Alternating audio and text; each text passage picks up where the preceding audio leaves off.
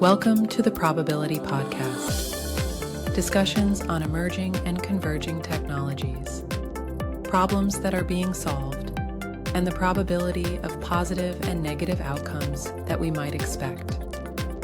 Now, please welcome your hosts, Jason, the generator Spracklin, and Patrick, the discriminator Lozon.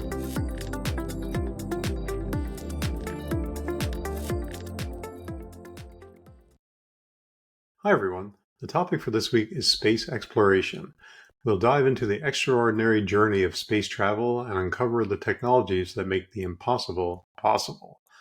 From the launch of Sputnik in 1957 that sparked the space race to the awe-inspiring Apollo 11 moon landing, we'll explore the milestones that have defined humanity's quest to reach the stars. We'll also examine the challenges of space travel and look ahead to the cutting-edge advancements shaping the future of exploration throughout the solar system. Join us as we traverse the fascinating history of human ingenuity, the science of surviving the cosmos, and the dreams fueling our push into the unknown. So, the questions for discussion today are: what technologies are powering space exploration, and how has it evolved from its inception? What are the latest developments in this tech from the major players in the industry? Who's driving innovation that will allow us to inhabit other planets? And what concerns and risks are associated with this technology as it becomes mainstream? So what do you think, Patrick? Are you ready to boldly go where no man has gone before? That's great. Yeah, absolutely. And I guess we should talk a little bit of history first. Everybody wants to talk about Sputnik because, really think about it. That was in 57. That's pretty old. The first satellite set up by the USSR, but think about the first person, that was in 61, again, a Russian. And then, of course, we got the Apollo 11 moon landing, which was in 69. Did it really happen? Did it really happen, Jason? I don't know. It's up for debate. There's definitely some, to this day, I think there's still people that, adamantly believe that the moon landing was faked. Yeah. Which, considering that the limitations on technology they had at the time, it's not overly surprising in terms of, they had more technology in a Texas Instruments calculator in the 1980s than they had in the technology that powered the trip to the moon. So it's actually kind of incredible that they accomplished it. I'm not one of the ones that I think that it was a fake for sure. It's there's definitely those theories and whatnot, but there seems to be overwhelming evidence that we actually did land on the moon. What about yourself, Patrick? Do you think we actually landed on the moon? I think we did. It's just that did we film a secondary situation in case? Oh, okay. I think we did too. I think there's a little bit of both going on there. A little bit of smoke and mirrors, a little bit of the Wizard of Oz behind the big curtain that we got there, but in order to make it more spectacular, we had somebody film some footage on a soundstage in Hollywood, perhaps. Yeah. So, the idea of exploring the moon on multiple missions, if you really think about it, could you fake it? Sure, but I don't think it was faked. And it'd be an amazing fake, nowadays, you think it'd come out, right?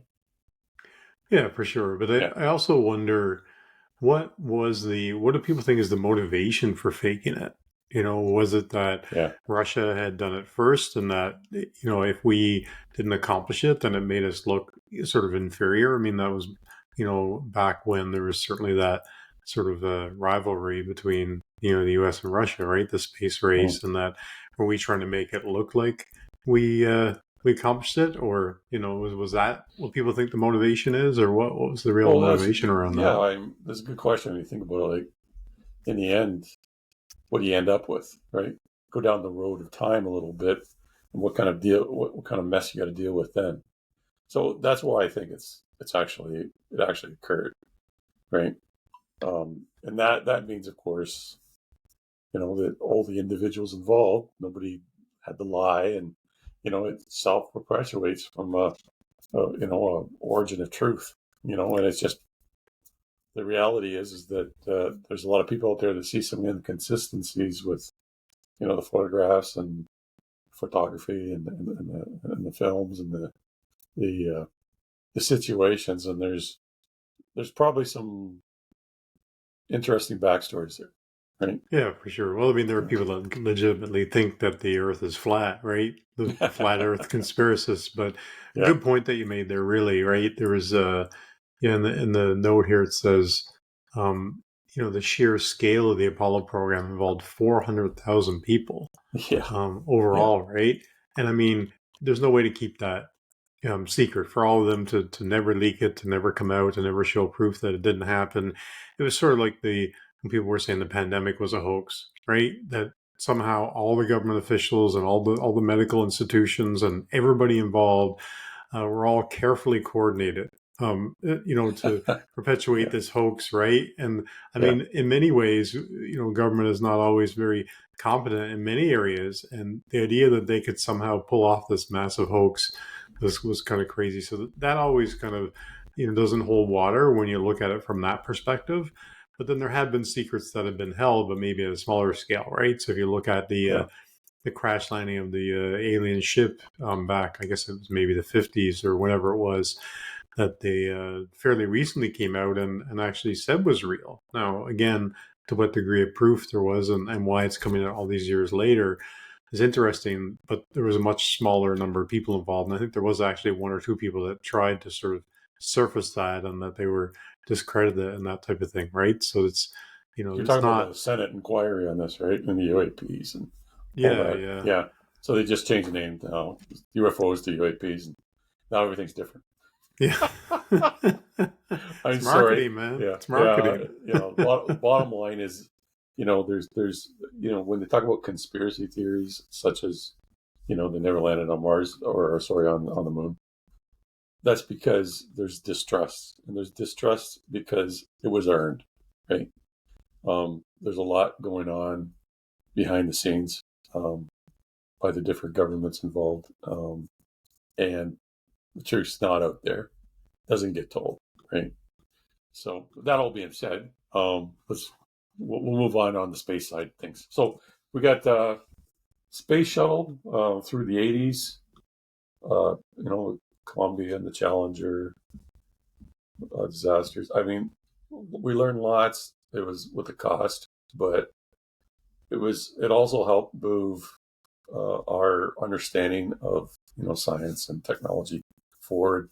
We built the International Space Station.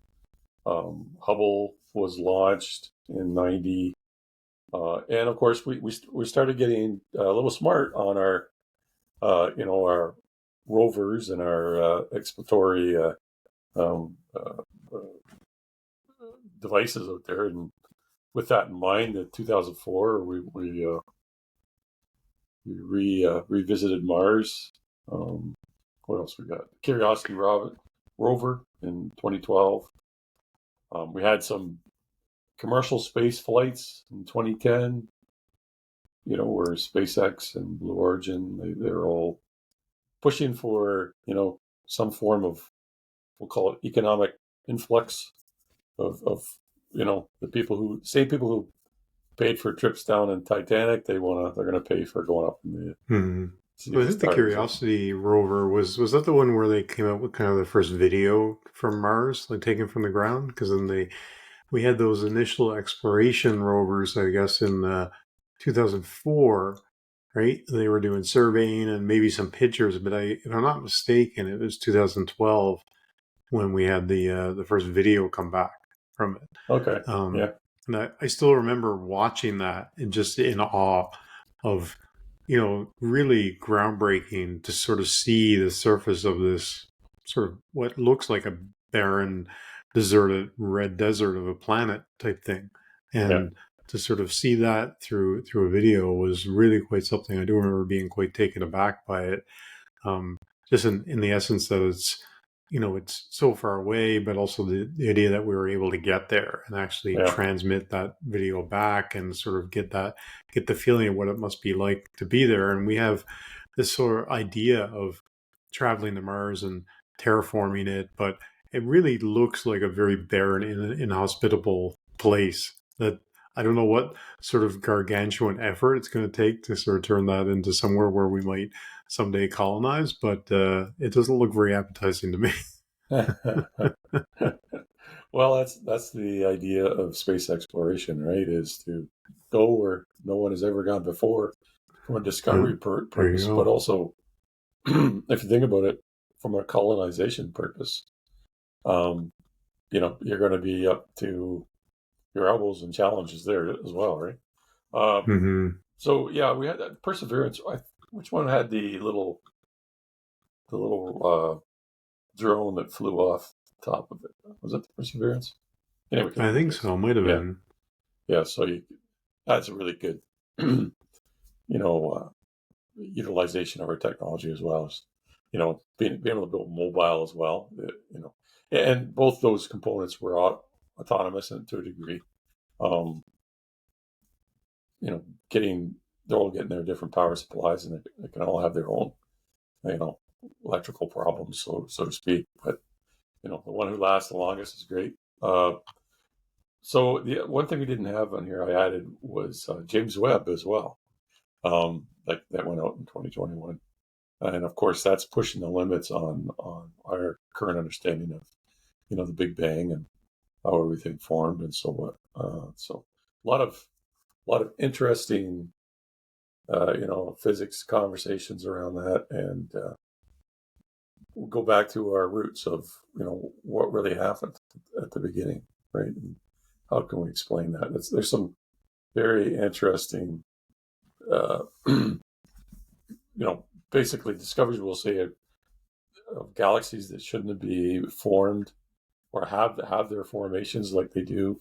They weren't expected to be in that particular state. That based on their location where we're actually viewing the light from. Um, they shouldn't shouldn't have been able to form that quickly in that the estimated number of years, and so on and so forth. So we'll see what more studies and more investigation will turn up. So let's go back to the challenges of space travel. Let's just talk about that. So when we think about escaping Earth's gravity, we're talking about attaining a velocity of 11.2 kilometers per second. Whatever mass that is you're bringing up. So that's moving along at a fairly good clip, 25,000 miles an hour, or something like that. So think about the methods that we've used in the past. There's chemical rockets, and they continue to dominate the industry, right? Now, if we go back to this UAP conversation in the Senate, the technology that is going on there, I don't know. If this, I would say a lot of this is true, and it's being Hmm. hidden, and the science that's been done over the last 50 years and learning has not been turned over. That's a tremendous disservice to mankind, right? Well, for sure. Some of it Yeah. is sort of might be kept under wraps, right? For good reasons, right? So that, Well, they call it under uh, the guise of national security. Everything's under the guise of national security, right? well, for Yeah, sure. right. But I'm thinking more in terms of the competitive nature of these things, and also when you think about it, there's also been conspiracies that okay, there's been a lot of say UFO sightings and things over the years, right? That may have just been governments testing new Oh yeah, technologies that they didn't want to be public. They didn't want their enemies to, understand what they're working on or get wind of it and then try to steal it and that sort of thing. So there's definitely been a lot of, again, back to the conspiracy theories that a lot of these were not alien ships, that they were in fact, you know, yeah, um, hyper focused on, keeping government secrets more than yeah. anything, right? But Yeah. You flip it over. It says made in what? Made in the Made on USA. Mars. Made in China. Something. Yeah. So You anyway. mentioned the chemical rockets, Yeah. and the recent move to reusable. So we just saw, Mm-hmm. was that Blue Origin, or it was Elon's company anyway, right? That SpaceX. Yeah. it was, yeah. So SpaceX recently were able to basically bring the rocket back to Earth and sort of catch it in a giant apparatus, as it were, right? There seemed to be a lot of hype around that, and the fact that they were actually able to do that. Was there, do you know if there's a particular reason around that beyond sort of the cost of space travel, right? Because normally when we use these rockets, they end up getting discarded or floating out as space junk, and there's an enormous cost associated with that. But I guess there's also an enormous cost of having a lot of this space junk floating around the orbit of the Earth and potentially causing problems with space stations and that type of thing.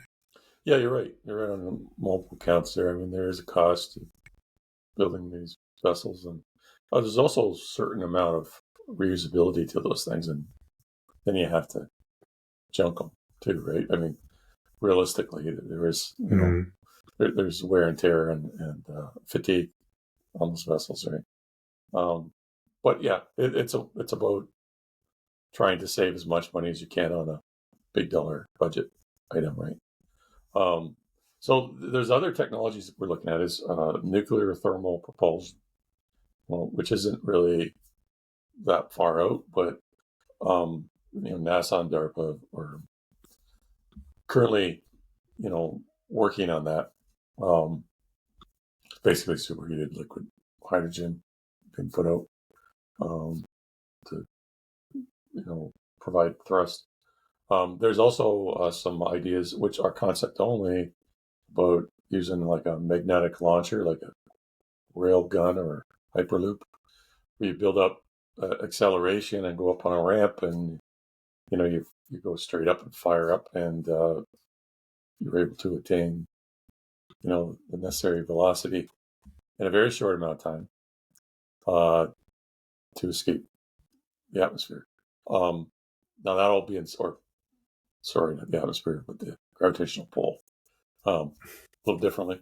Um, the idea of that, though, I mean, there's a high degree of G's if you look at that type of technology that would help. I guess if you don't have people in the vessels, right?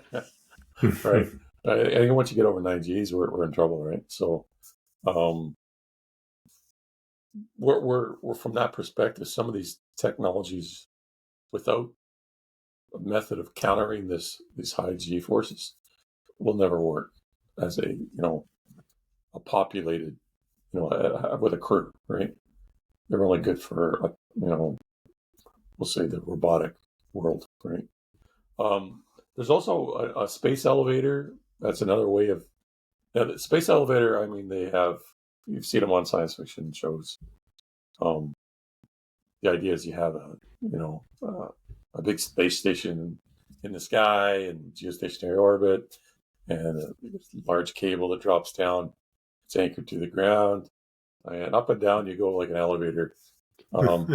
That's a long elevator That's a ride. very I long mean, elevator ride. you Yeah, don't want that to break down and be stuck in that elevator at no, 5 kilometers up or whatever it was. I get a little antsy getting in an elevator in a skyscraper, let alone yeah, in a space elevator. It yeah, makes me think about like how long would that trip be, right? I mean, you just picture a bunch of people standing around with some elevator music playing.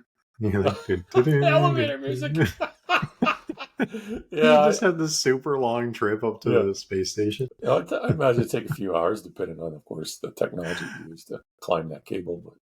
But it's possible to build, right, from a point of view of concept. But when we actually got to build it, that's a different story. There's physical constraints on being able to, construct something like this, right?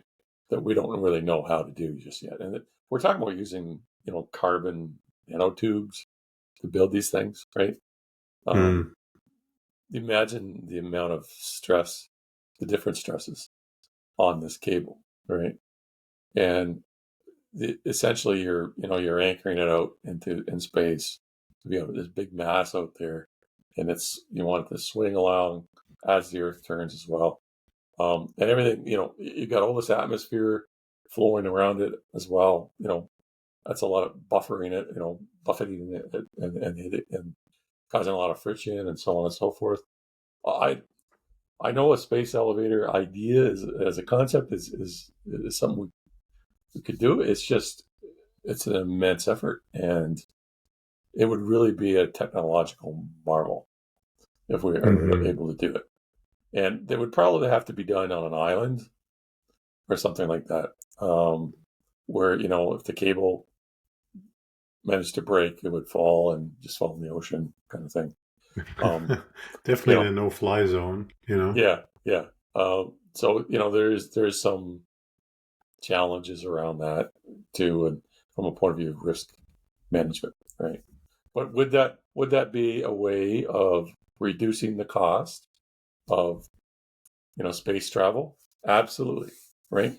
The incredible amount of energy being used to raise a crew of astronauts into space. Now they're just running a little elevator music, It's great. Yeah. So you can still count me out, but it's an interesting idea. I mean, right? Because there's the idea of getting the humans into space to a space station, and I guess theoretically, then if we were to explore beyond that, then you're already in space, right? So then you're not propulsing through the atmosphere; you're just getting to that escape velocity situation. So you wouldn't do that. You wouldn't go and look out the window and No, I'm not adventurous enough for that. I don't think. Like I said, it's something to go like in an 80-story building and go up the ladder or up the elevator and be able to look outside. But we're talking a little higher. Yeah, I mean, you get like up there, 5 kilometers up, and the thing breaks down, and all of a sudden, you got to use the bathroom, and then it's, Yeah. You have to have a little porta potty on it for sure. So space elevator is a possibility. It's a massive undertaking from an engineering point of view, but I'd love to see it. It would be amazing. Antimatter propulsion. Again, antimatter is notoriously, fickle. It doesn't like contacting matter. That's why it's called antimatter, right? So, in a way, its own nature makes it very powerful, but at the same time, the idea of how you're going to create it, how are you going to store it, and is it practical? Is it reliable? And in the end, is it going to produce enough power, right? So again, lots of investigation there. The idea of a fusion rocket, that we'll go back to the nuclear rocket or fusion. There's some interesting things around this. Talked about helium-3 being mined off the surface of the moon. As part of the solar winds, a lot of helium-3 doesn't occur naturally on Earth. The atmosphere kind of stops that. But on the moon, it's very plentiful. The idea you could mine this stuff and you could then, utilize this with deuterium and, create a fairly clean fusion, very low radioactivity, and in the end, very low cost, to be able to propel a ship, right? So I guess that's part of the reason for us trying to go back to the moon and explore there and see what we can sort of gain from the surface there. Yeah, I mean that in itself, helium-3 has big possibilities for economics for power. There's also more work being done on the rockets too, looking at different types of rocket fuel. They call it green propellant, right? It's a little cleaner, a little more powerful. There's actually something that's really interesting. They call them pop FAMEs. They're cyclopropane derivatives, but they're basically created by bacterial digestion. So they the bacteria is actually making this fuel. And if you really think about it, it's basically you get whatever the food source is, whether it be sugars or could be some other forms of gaseous or solid, and then you add your bacteria to it, and then they have out comes the in the end you go through that process of purification, and out comes this super fuel, right? Well, it makes sense in that, we fuel our bodies every day, right? Yeah. And if you look at anybody who's an athlete, there's a big component of even putting more fuel in, right? That you look at these athletes that are competing at like the NBA level, for example. I mean, they're eating huge amounts of like carbs and proteins and whatnot. I mean, we're not, because we're not putting out that level of energy. Some of us eat those huge amounts and we end up getting huge in the wrong way. But certainly, food as fuel is not a totally foreign type concept, right? Yeah. Back to Mr. Fusion from our last episode, That's right? right. So That's right. maybe Yeah, Mr. Fusion will get us to Mars, maybe. Yeah. Well, the other thing too is this is being they've created this in Berkeley, and there's other areas around the world where they're actually there's proof of concept on these types of fuels. So this particular one is they've got the power rating. It's 50 millijoules per liter, and gasoline is at 32, and the standard rocket fuel is only 35, which I thought it'd be higher. Was it? So this stuff is like next level up from a point of view of power per liter. So very interesting technology. I do think that we do have a problem of how much you can create, right? And volume, there's a volume problem. But if we're able to succeed in this technology, we will have this super fuel. Now, what's interesting is that depending on this, right, these are systems that you could set up, as long as you can find the fuel in whatever natural state it's in. You can set it up as fuel production depot anywhere, right? You can set it up on the moon. You could set it up in Mars. You could set it up in the middle of space, but you have to pump all the raw materials to it. But you're not mining for it.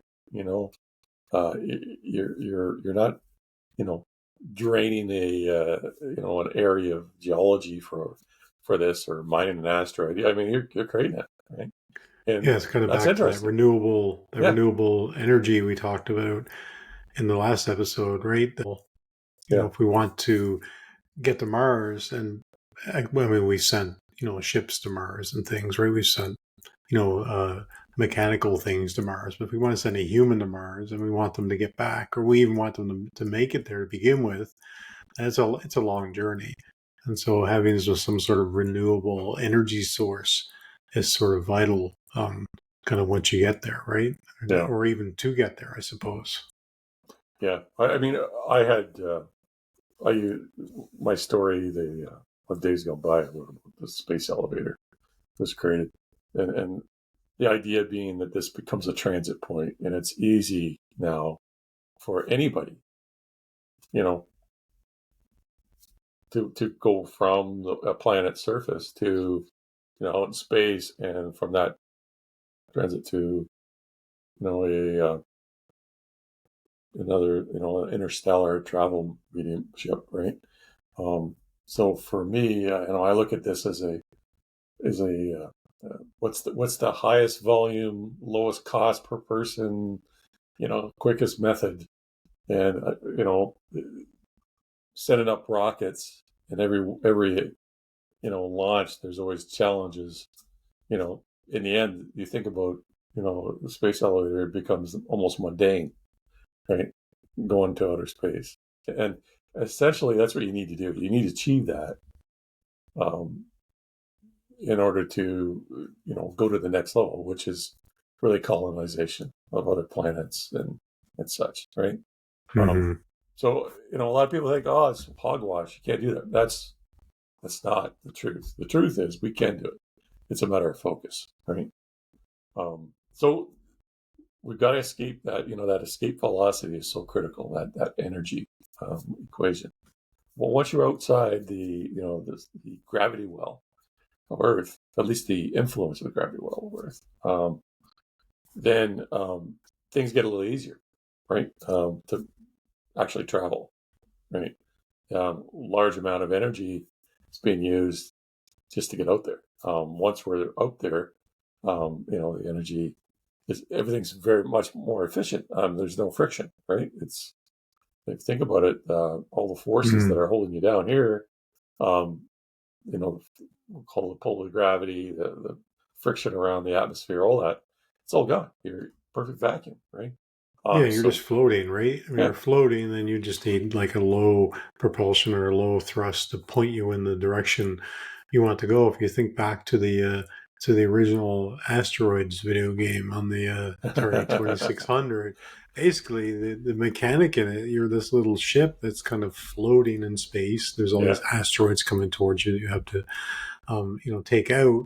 But when you hit your, back in the day, we had one stick and one button on our controllers, and the one button was essentially for shooting. But if you push the stick, it would give it a little bit of propulsion. But it had this kind of like floating mechanism, right? Where you point the ship in the direction you want to go, you give it a little bit of thrust. You give it too much thrust, you're going to end up into an asteroid. You give it a little bit of thrust, you kind of position it in the right way. So I'm using kind of a funny analogy here, but it's that sort of, I've seen that in a lot of games actually, where you're in space and you're kind of using a little bit of thrust to kind of push you in the right direction, and then sort of the mechanics of space take over and kind of push you in that direction, right? Yeah, there's no curves in outer space. Straight line, right? And that's the thing, right? And you see a lot of interesting, movies made. Everything's flying around in these natural curves, and it's all neat, but things don't move like that in reality. In space, right?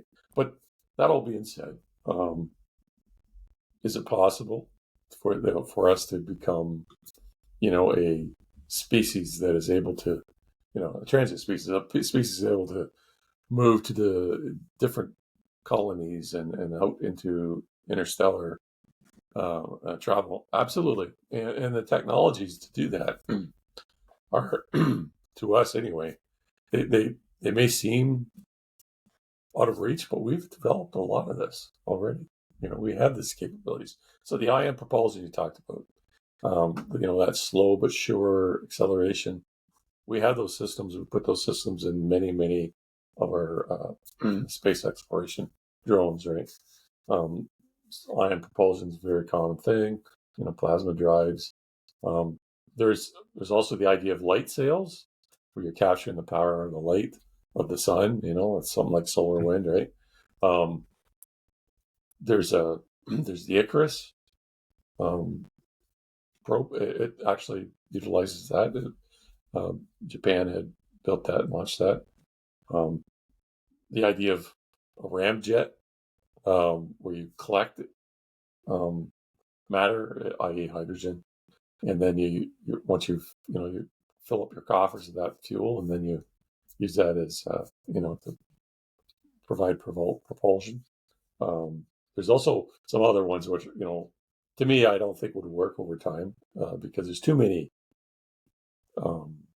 variables, and that is beam energy systems, because everything moves in space, right? There's nothing there stays still, right? And you're trying to beam the energy to this tiny little speck out there. Could be a million miles or 500 million miles, or a billion miles away, and actually beam that energy to that ship, and then that ship uses that energy to maybe they have some kind of electronic or electrical or magnetic drive or something like that, and that propels them, right? So propels them. get the word right. So those types of systems are interesting, but I don't think are feasible. the idea of a warp drive again. We're getting into Star Trek, right? Warp drive, let's go.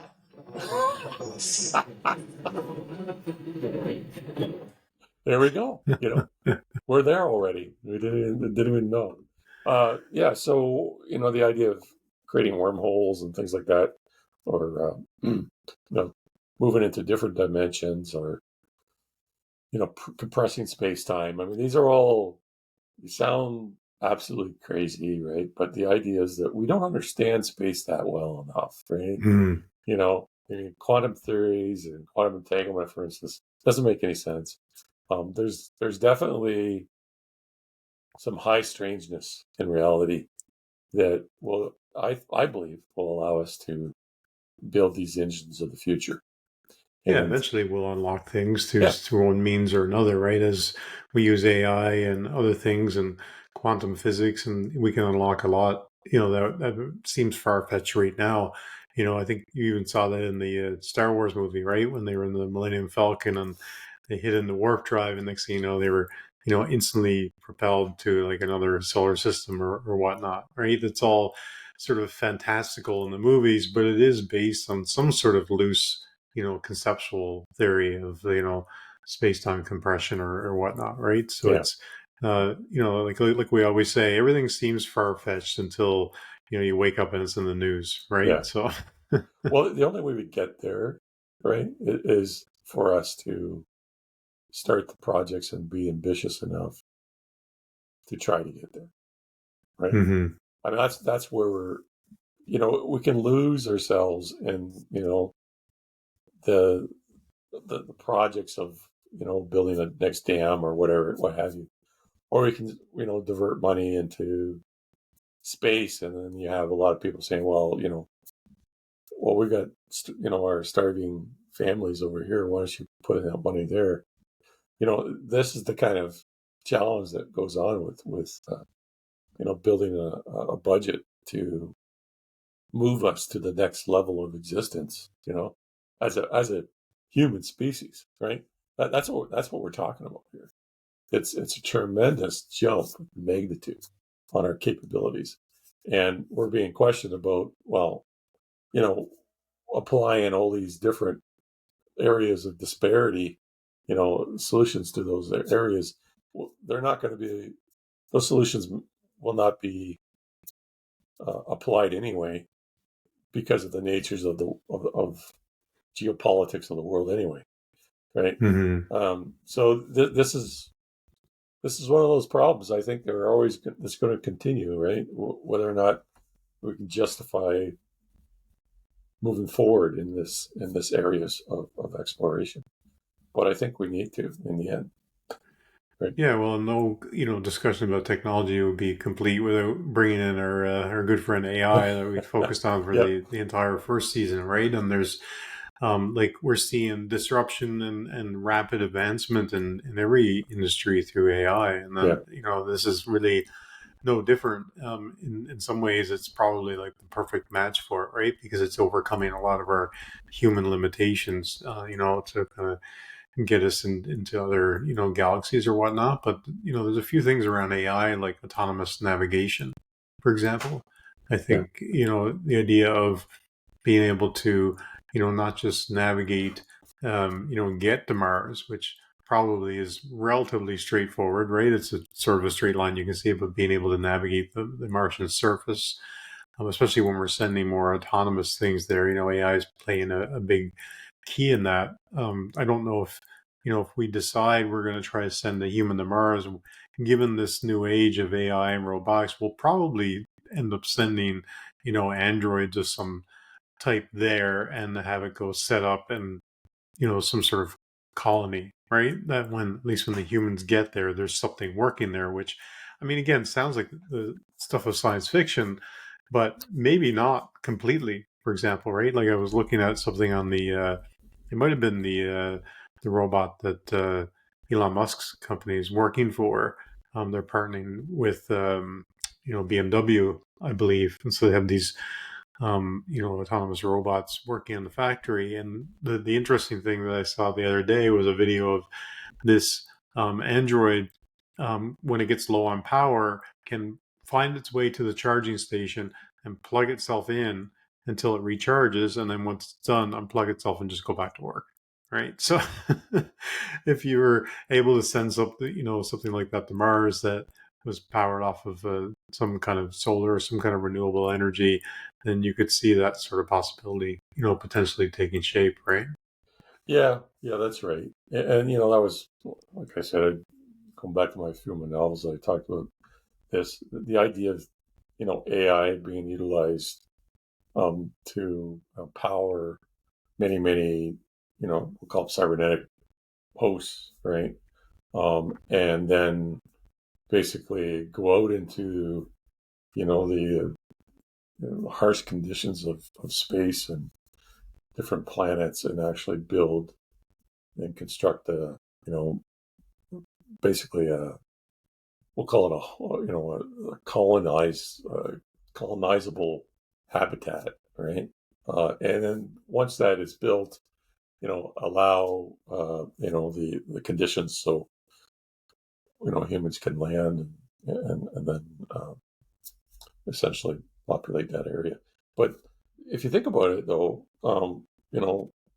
that whole presumption of technology ahead of us to do all the work, and then we come in and at the last minute and put our flag down. That's pretty human. Yeah, that's a I'd pretty see us big doing. analogy for what we're doing right now, right? Yeah, With AI, in a sense, right? That sure. we're using all this technology to do these amazing things, and in the end, many people are going to take credit for essentially the accomplishments of AI itself, right? Yeah, yeah, Until the robots become sentient, and then they start to resent us. yeah, yeah, yeah. Yeah, so like I wrote about that in Four Seasons of Man. The idea was you have a sentient intelligence. How's it going to feel about that? Right? Yeah.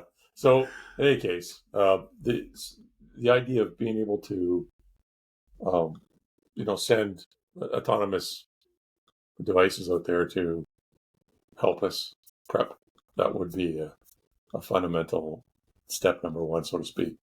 But the idea of us actually traveling in space, we've done a lot of studies and investigations about how we manage the challenges in space. And so the first issue that we have right now is radiation, right? So being able to protect the human body from the effects of radiation. So ionizing radiation is very damaging. It's gamma and X-rays, neutron.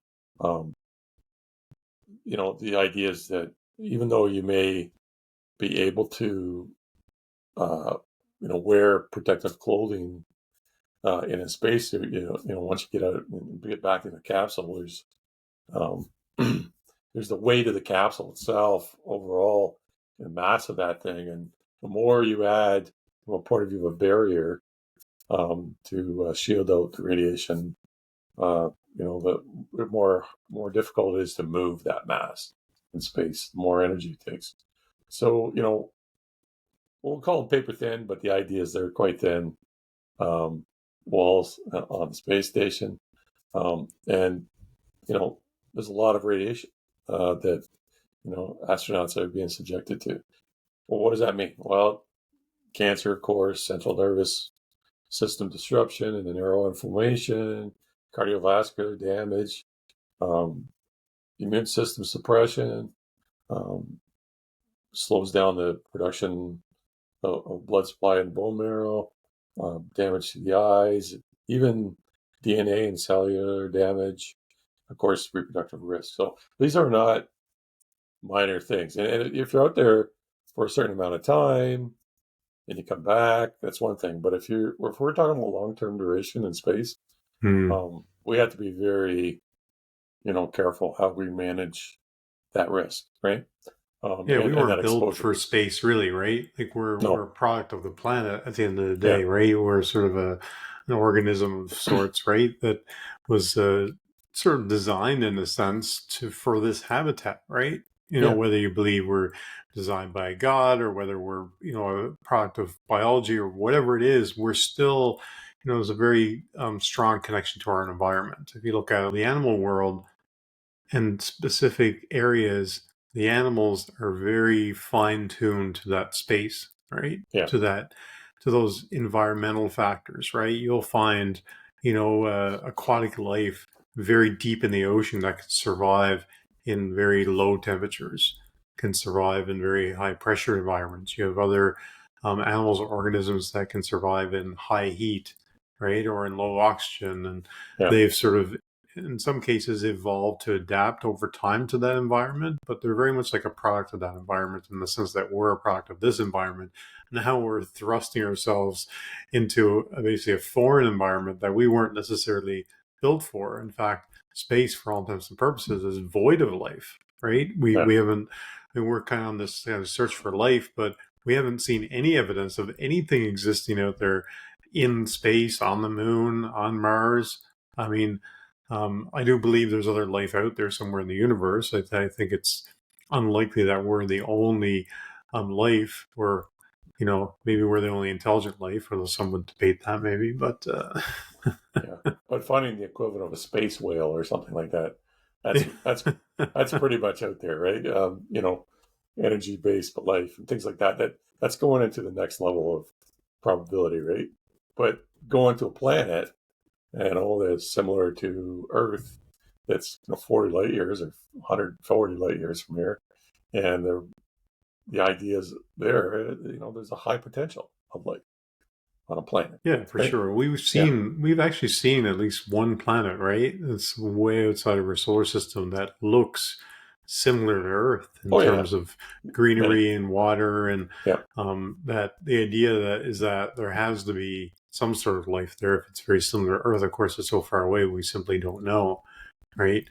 But we've also discovered planets through that we can't actually see, but we know we're there because of disruptions, in the universe and patterns and things like that, right? So there Yeah. certainly appears to be, a lot more out there than even we can even comprehend, in a sense, right? We Mm-hmm. certainly, it's kind of strange to think about that scientists can say like, oh, there's a planet there, we can't see it, but we kind of know it's there because of the disruptions around the stars and whatnot. Mm-hmm. And I still remember when I was a kid that, when I started to learn about, the universe and everything else, and the vastness of it, I remember just this overwhelming feeling of it.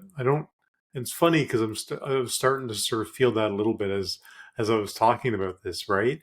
This sort of the idea of the vastness of the universe and how small we are in Yeah. Yeah. comparison evokes a very certain kind of feeling, right? When you think about also, if there's like, is there an end to space, right? Is it actually infinite? Do you get to the end and there's like a wall, right? There's a wall like in the Truman Show, right? Remember, you ever see the Truman Show Yeah. where Yeah. Yeah. Jim Carrey's essentially been put in this sort of microcosm of a world of a city since youth and placed inside this reality show that he has no idea, right? And everybody's actors in that show.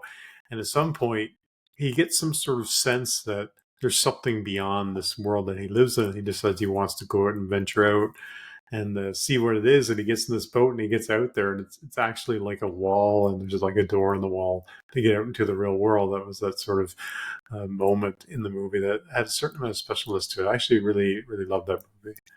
Yeah. It was definitely different, and the idea too was around that was it was playing on different parallels, right? And one was, the idea that you could be in a very microcosm of a world within a bigger world, right? And I think Mm-hmm. that's what if you think about the universe, it's from an infinite point of view. We don't. What does that mean, right? We can't really understand that. So it's plenty big enough, right? to get out there, yeah. And I think that's if you think about traveling the stars, right? There's this will be one of our factors we talk about now. Maybe I should jump into that. That's another key one there. And that's really the psychology of space travel, Mm-hmm. right? I mean, you can imagine, right? If you're flying out there in the middle of space in a spaceship, right? and that flight took you 12 months to get to where you're going from wherever you left, right? You know, you're 12 months away, right, Mm-hmm. from anything, right? And wherever you're going, maybe it's another, couple of years to get there, right? That isolation thought, that being in the middle of that black vacuum of space, all those stars surrounding you, just blips of light, nothing close to you. You are in a void, right? That can be very frightening.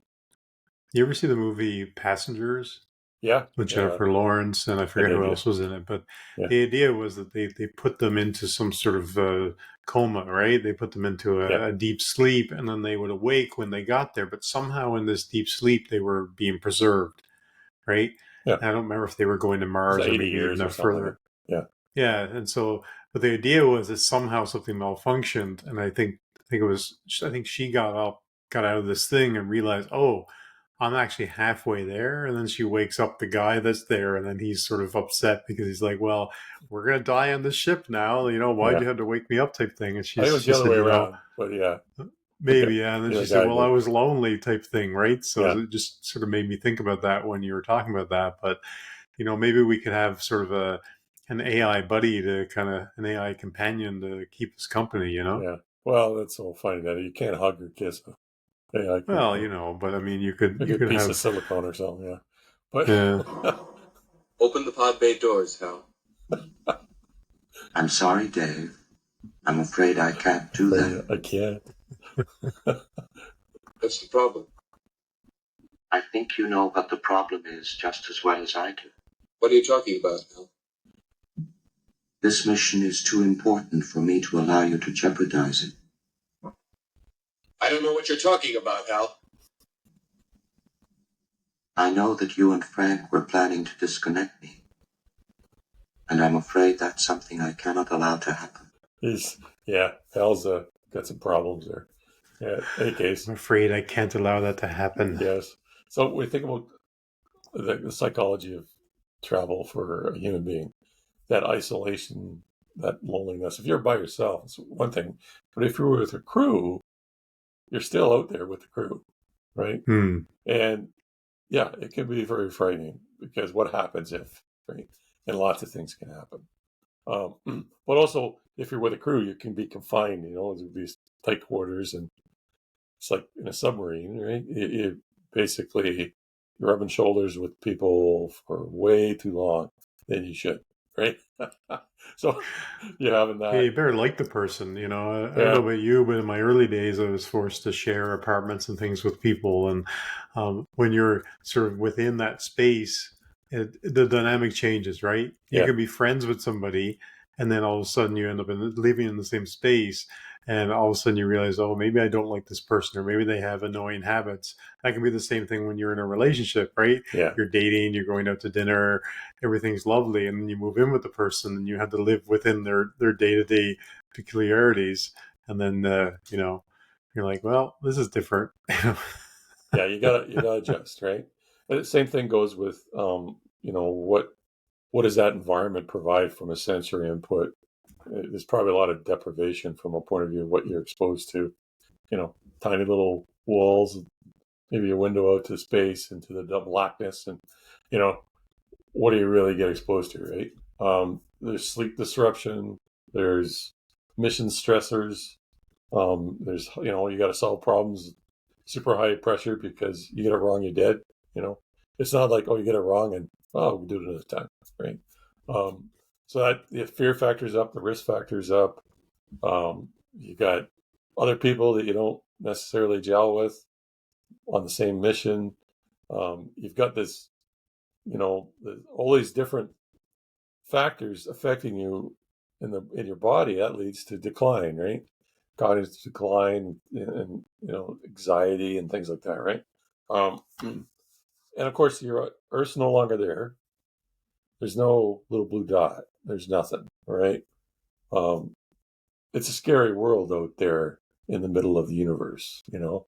Um, so we have to figure out what to do about that, right? And like, Hmm. my opinion, is, if we were going to send a colonization vessel to another star, we're going to want to build a very big vessel, right? It's going to have those areas of, for social gatherings, and you're going to be able to have parks and whatnot, and artificial gravity and the whole shooting match, right? Something like, Gardens of Rama and things like that, right? And I don't know if you read Arthur C. Clarke, but if you did, you know what I'm talking about. The idea of being able to build these multi-generational ships that have all of the comforts of the planet that you came from.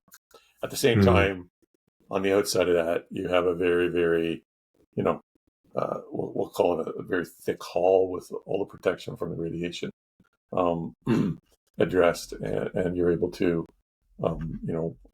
basically the ship itself is a lot of autonomous, power and grid systems, and basically all your ability to manage would be all be automated as much as possible.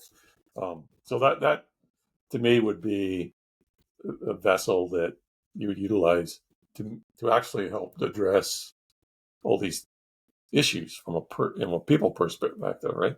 Yeah. Sort of like a world within a world. If you look at the the more modern Star Trek shows, I didn't watch a lot of them, but they were very sort of almost soap opera-ish in a way.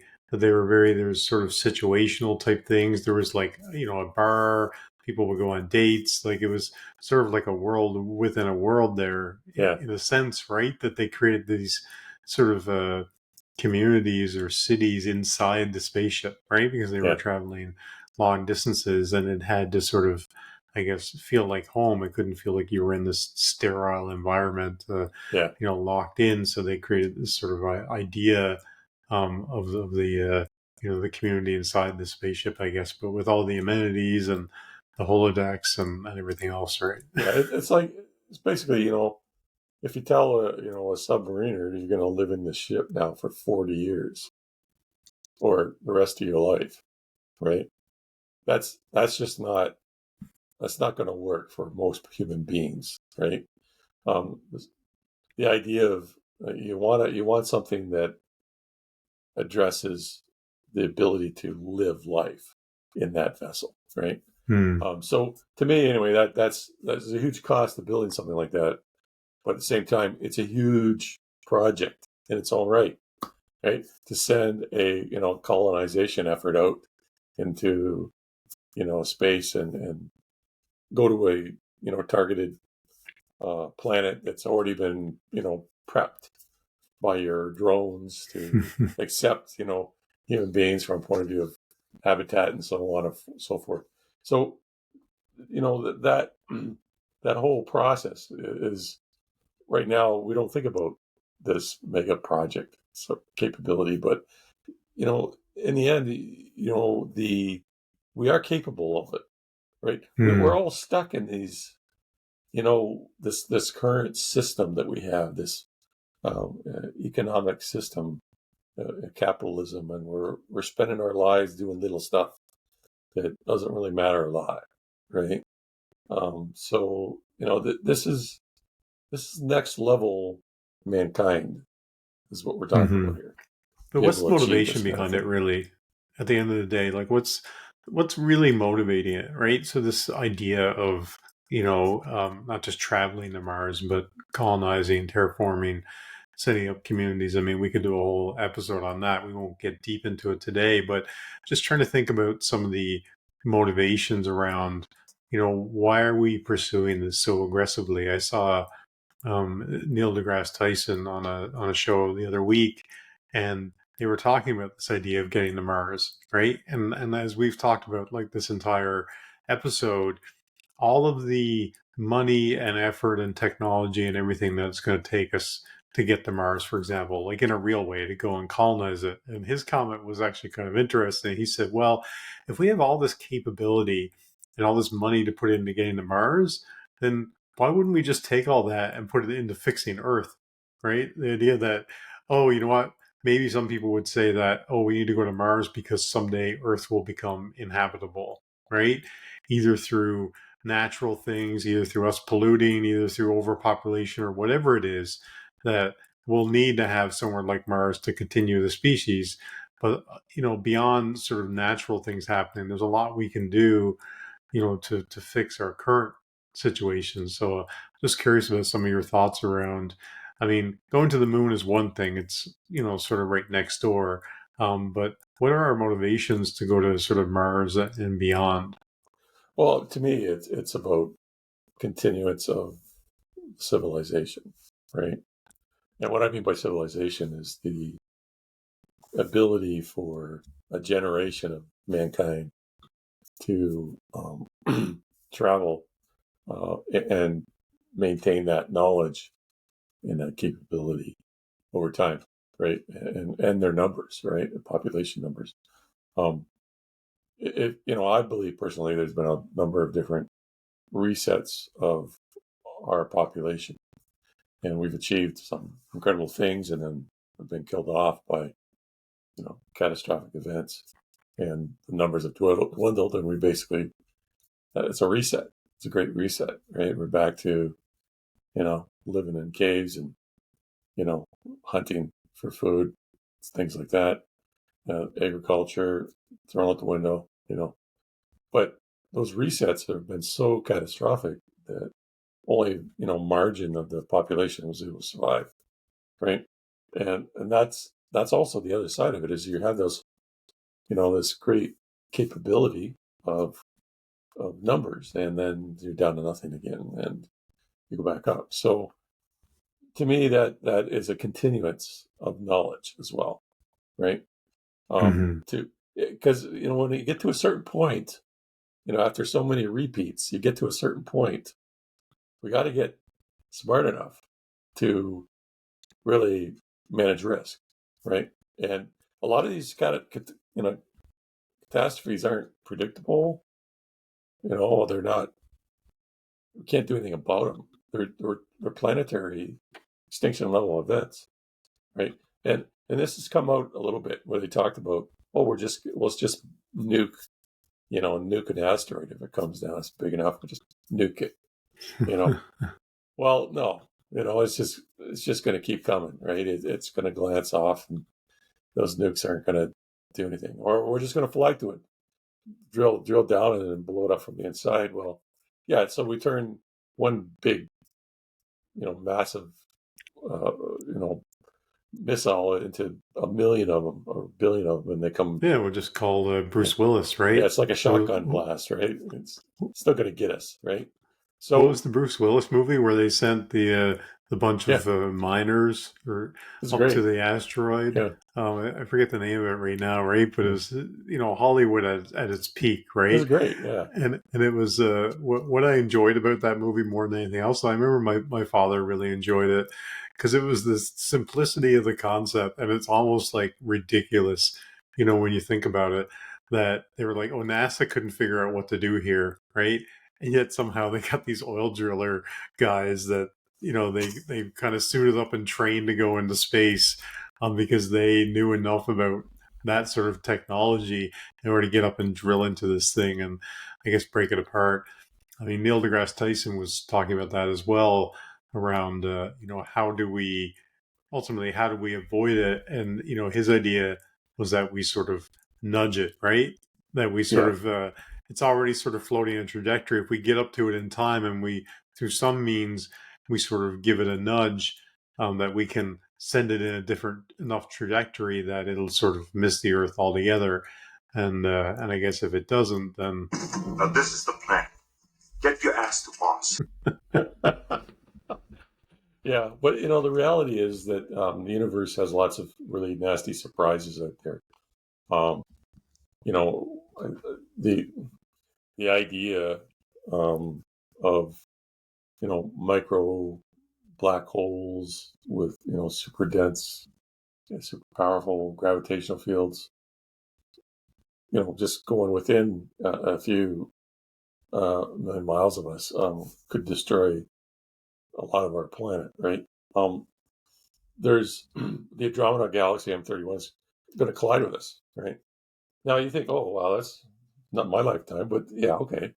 But in Earth's lifetime, right, it could have a devastating consequence. We could have something happen where this whole planet basically is, collides with something or gets swallowed by another sun, or maybe it's going to take 26 million years to occur, right? And okay, well, who cares then, right? Well, the idea is that it may be tomorrow too, right? We don't know about all these dangers. I mean, Apophis is 2036 or something. It's supposed to be coming up on getting very, very close. Between the Earth and the Moon, close. That's pretty close, right? Yeah. So when you're thinking about, can you have, there's plenty of evidence about, comets and asteroids, especially asteroids, colliding with Earth and causing, well, basically extinction level events across the world, right? So that's a reality. If somebody says, "Oh, it's never happened," there's plenty of geological evidence to prove that, and it's happened multiple times. So if you think about it, this idea of managing risk is not a crazy idea, right? Being able to say we want to continue to propagate in this civilization, this instance of our population explosion is not that crazy, right? And I guess that's where I'm coming from. That's the why that I look at is our continuance, not our death, not the ending of our civilization and then the beginning of another one, and then sometime in 8,000 years there's another civilization, right, that is capable of doing what we're doing today, right? So why reach out? Scientific exploration, of course, so much we can learn, right? Utilization of resources that we could find out there. I don't know if you come across that. You heard about the $1 billion or the multi-billion dollar asteroid? They just talk about all the possible mineral resources you get just off this one. Oh, asteroid. yes, yeah, I have heard about that. Yeah. And it's basically caused a collapse of some economies and blah, blah, blah, right? Okay, well, whatever. But the idea is you have to get to it and mine it, right? So there are incredible, we were talking about helium-3 on the moon, too. That's another resource, right? Water, too. Water's another big one. On the moon, the bottom of craters, things like that. What I like most about this type of thing is it's forced technological advancement. That's what it is. You get the same situation when you go to war, right? I don't want to go to war. I'd rather have a mega project, right? Where we go, to the moon, where we colonize the moon, or we go to Mars and we colonize Mars. I like that better. Let's do that, right? Yeah, it's kind of interesting that we haven't actually landed, humans on the moon since 1972. Yeah. It was like something that we had to go do. The moon was there. Let's go and kind of check it out, plant the flag there, whatever they concocted in Hollywood that happened, But the idea that we haven't been there since 1972, right?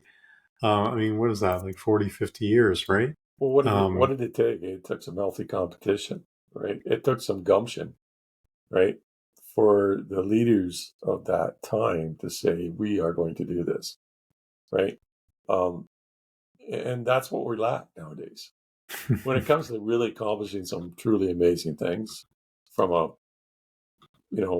civilization point of view, yeah, we haven't seen that type of leader in a long time. But with that in mind, though, there was amazing amount of technological innovation that came out of just the Apollo missions themselves, right? And also this ties people together as well, right? You get a shared goal from different countries, right? And instead of war, you're also you're helping one another, to on these missions, right? It pulls people together, right? It also pulls, aligns political strife and so on and so forth. It can help mend, bad relations, right? As well as, you can imagine the impact to the people on Earth, okay? Like, I was just a kid. I was just a little guy when, they landed on the moon. But you can imagine the feeling, right? Actually seeing somebody put their foot on the moon, right? We could see that one day. We could see somebody stepping on Mars, right? This has ripple effect across the whole world to say, we did this. Maybe, that person watching it had nothing to do with it at all. But as a human being, say we did this. Mm-hmm. There's value to that, right? So, this is all about learning. It's all about cause. It's all about shared cause. It's all about the benefits of that shared cause. If you want to instigate growth, you have to have a purpose, right? If you want to instigate innovation, you have to have a purpose. And it has to go way beyond somebody's monetization, personal monetization or corporate monetization. That's fairly hollow as far as I'm concerned. We got to get into the bigger and the better, right? So, and those are causes, right? And that's why I feel very strongly about the why behind this. Yeah, there's a bigger purpose there, right? Of exploring, sort of beyond our boundaries, right? There's a quote which I think is actually from Patrick Stewart playing Captain Kirk, right, where he said, "If our reach cannot exceed our grasp, what is life for?" Yeah. The final frontier.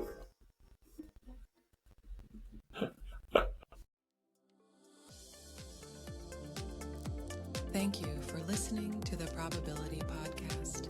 Please join us next time for more musings from the generator and the discriminator.